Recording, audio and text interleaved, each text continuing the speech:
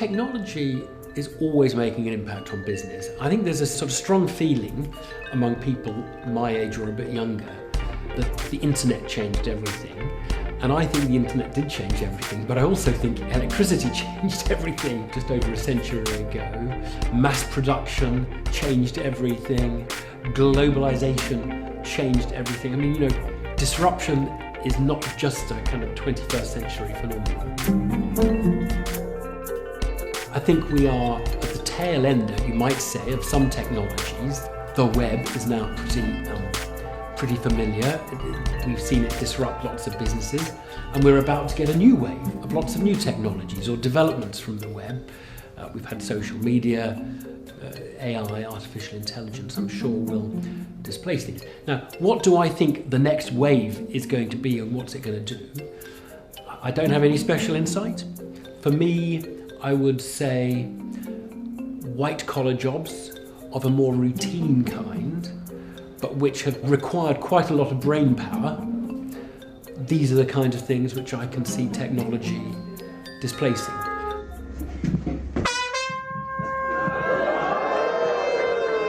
Please welcome the stage, a genuine robot, Artie! So the kinds of examples I suppose one might have in mind would be things like actuaries. It's a very difficult thing to be, and yet it seems to be possible that AI would, change that job very fundamentally, or accountancy perhaps, or quite a few jobs. I understand you like it when comedians complain.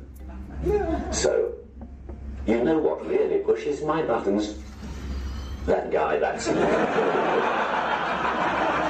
it's a depressing existence. And so where does it change business? I think it sort of moves business towards the things that machines can't do. The machines will do the stuff that they can do. The humans will do the stuff things machines can't do. Of which, by the way, there are many examples. It's going to be a long time before you have a machine that can do the gardening. A long time before you can have a machine that is a prison officer. I mean, there are lots of things that machines are going to struggle with. But I do think it's important to stress that even though technology is going to disrupt some industries, we are very, very used to technology disrupting industries. We've seen a lot of disruption in the last 20 years, and there was a lot of disruption in decades past as well.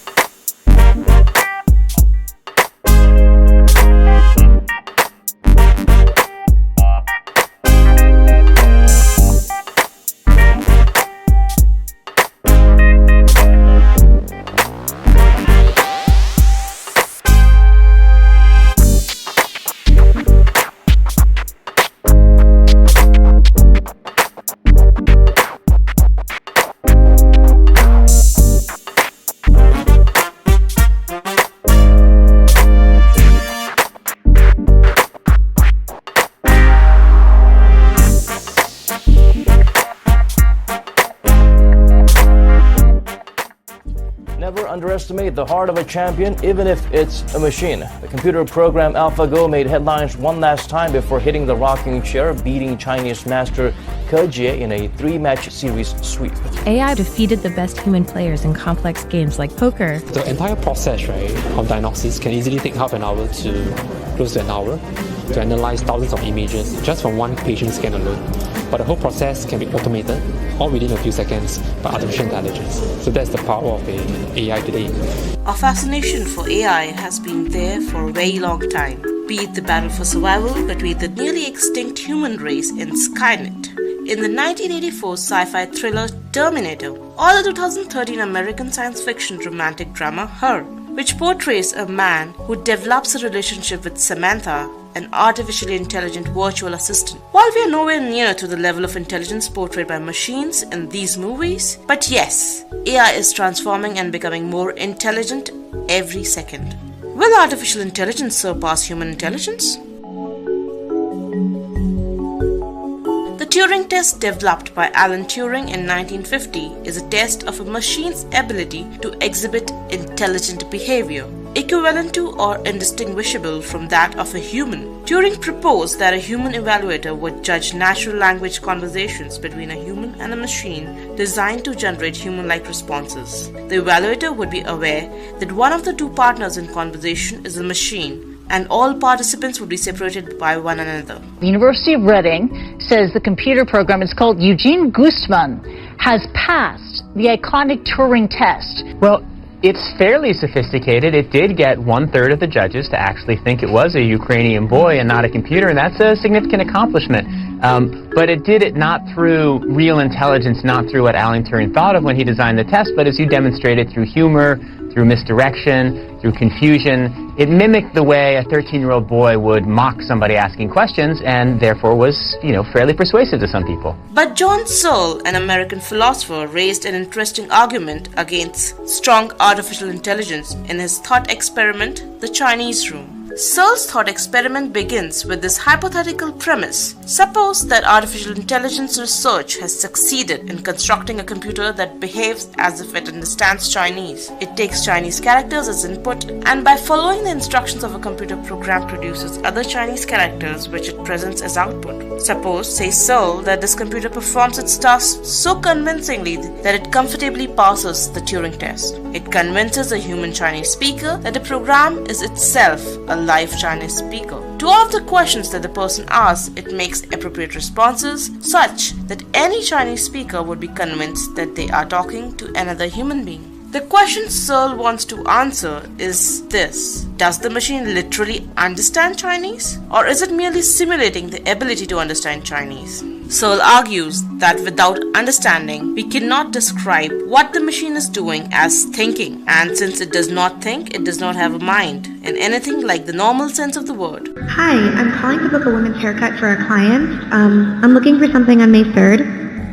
It turns out a big part of getting things done is making a phone call. In 2018, Google CEO Sundar Pichai demonstrated how a Google Assistant can make a haircut appointment with a salon and sound like an actual human. So how can I help you? Hi, I'm calling to book a women's haircut for a client. I'm looking for something on May 3rd. Sure, give me 1 second. The conversation between the bot and the saloon seems surprisingly human, and Google Duplex wonderfully understands nuances of conversation. All this has been possible with years of research in natural language processing and deep learning. Google's Duplex phone call may seem unbelievably real, but for AI to replicate human thinking is still a very long journey. While AI has succeeded in beating human champions in games like Go, Dota, poker, AI still lacks common sense, which every 10-year-old possesses. Today, AI can mimic human tasks in well-defined and controlled environments. Boston Dynamics Spot, a semi-autonomous four-legged robot, has been entertaining us with its moves on Bruno Mars' Uptown Funk. I'm too hot, hot day. Make a dragon wanna retire, man. I'm too hot, hot day. And my man bow down, money break it down. Gon' give it to you.